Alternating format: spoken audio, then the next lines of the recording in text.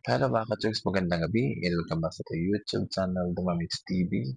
And for this video mga ka-Churks, it's another song from a wonderful voice, golden voice from our beloved GM Glacier na mga ka-Churks with a heartstring of Stone of Love mga ka-Churks. Ganun yung title, ganda ng title. So this music came from Tom Jones and let's see kung anong magagawa ni GM sa kantang ito mga ka-Churks. And alam naman natin na napakabiling talented na tao na to. So, manood lang tayo. What's this? I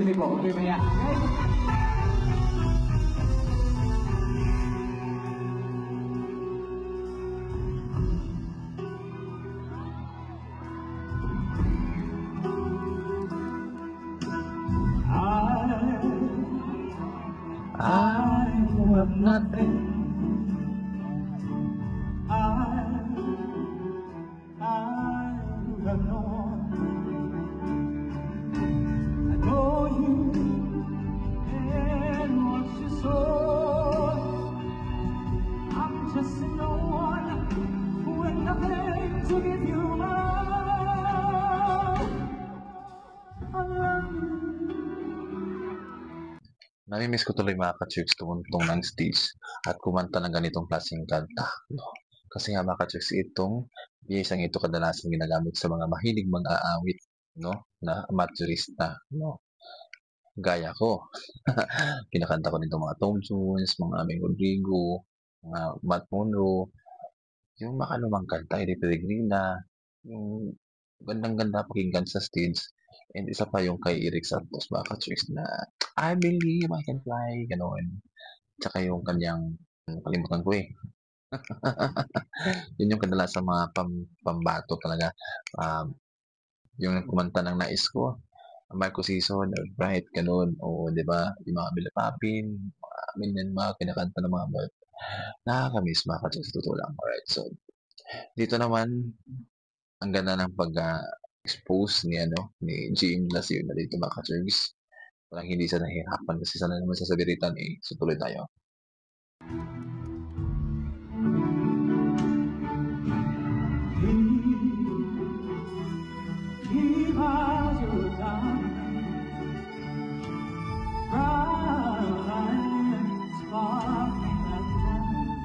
Ganda ng lance na binigay niya.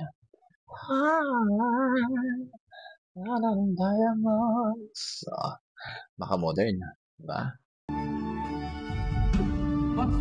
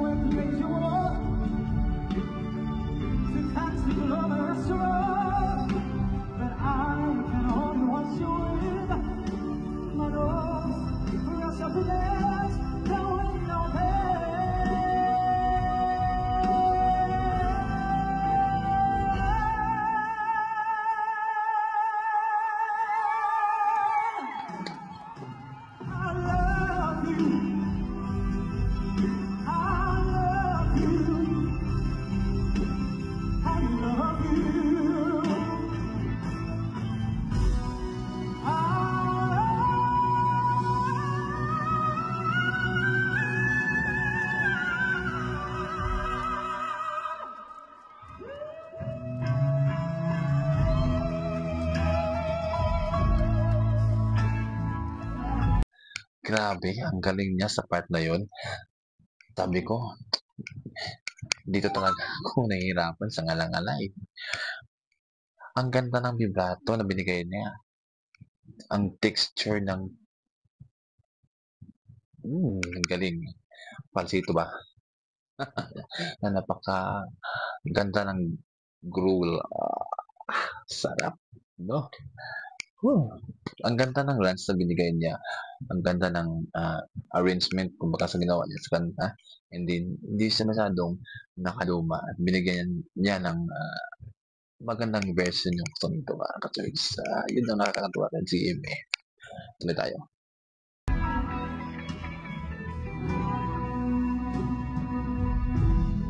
I've played love so many times before I knew this home. This song is also a favorite song of my mom, no? Paborito rin ng nanay ko. Kumakanta sa videokehan. And then, isa din talaga sa mga pisa ng mga galing magkanta. No? Alright, tuloy tayo.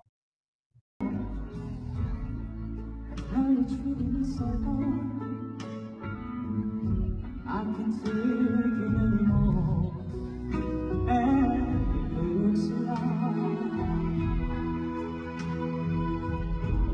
I'm never gonna fall in love.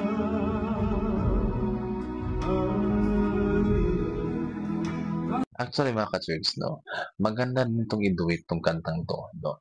Usually kinakanta namin to ng aking asawa ng pamangkin ko. Tapos nagkataon na wala kaming ginagawa. Tapos nagkataon na off duty namin. Nagkataon na nagtagpo talaga yun. Tapos kinanta namin to. Grabe. Parang nakalimutan ko yung kanta nito eh. Ang sarap niyang i-duet mga ka-church, no? Ang sarap pakinggan ang kantang ito kapag duet version tapos blending, no? Alright. At maganda rin yung pagka-deliver na dito, may malamig, may sakto lang, ganun. Alright, tuloy tayo.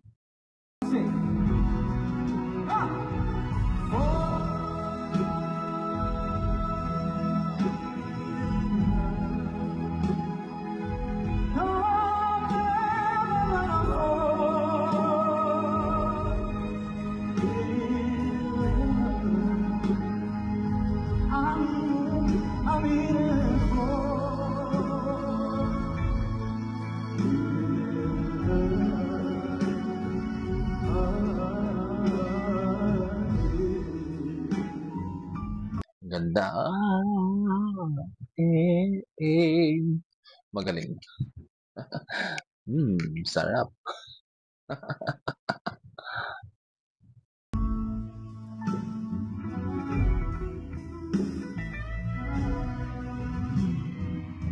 I break my heart so easily. I can't say my life. But when you fall for someone's baby, I just go up inside and looks like. Yung facial reaction mga ka-church, napaka-chill lang and napakasarap pagmasdan yung mukha niya. Para bang walang kaipot-ipot mga ka-church kapag pinagmasdan mo siya. Alam ko sa mga ka-church gaano kahirap kumanta pag high notes. Itong kantang ito, kahit pasimple lang itong kantang to mga ka-church kasi 80s, 90s, pero hirap din siyang kantahin sa totoo lang. No? Nanatula kang determinasyon sa pagkanta mga ka-church. Hindi mo magagawa. Pero kung may determinasyon ka, kaya mo, magagawa mo kahit ilang beses mong pagpatisin. Hirap din kasi kantahin to, no? Yung mga tunes, no? Ganun di ka sanay. Ganun. Pero sa kanila, tingnan mo. Walang kahirap-hirap. Tuloy tayo.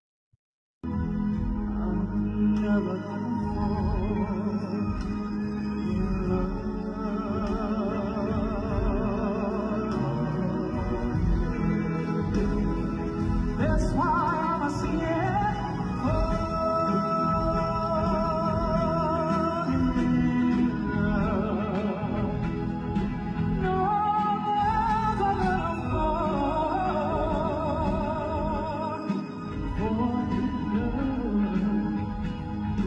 Please don't make me fall in love again.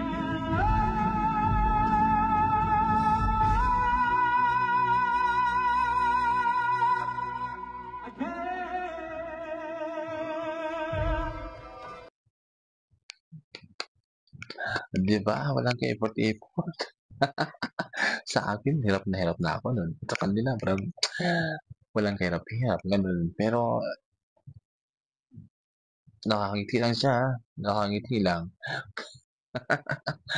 ano, nakangiti lang. Alam niyo naman si JM kumanta mga ka-church 'no, ito easy lang 'to sa kanya kasi nga mababaw lang 'to, eh, 'no, mababaw.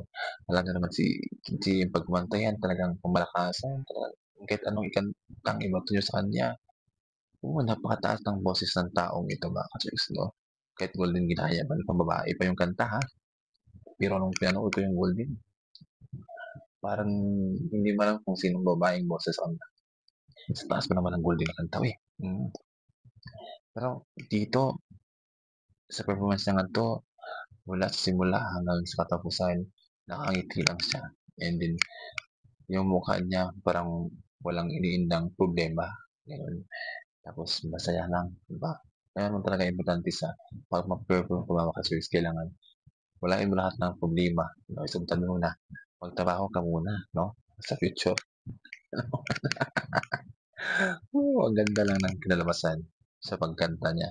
And then hindi masyadong magaspang magalaw sa stage, napaka-ano lang, napaka-formal and then oo, gano'n naman talaga, eh. Sa contest talagang kailangan mo ng gano'n, pero sa concert 'no, hindi na kailangan kasi concert na 'yan, eh. Nakadepende sa kanta 'yan kung ito-itodo mo o kung itotodo mo or kung isayaw mo, gano'n.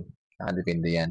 Pero dito, simula hanggang katapusan, ang ganda ng performance and I love the way he sing and I love the way he handle how to do the projection on stage tapos lahat.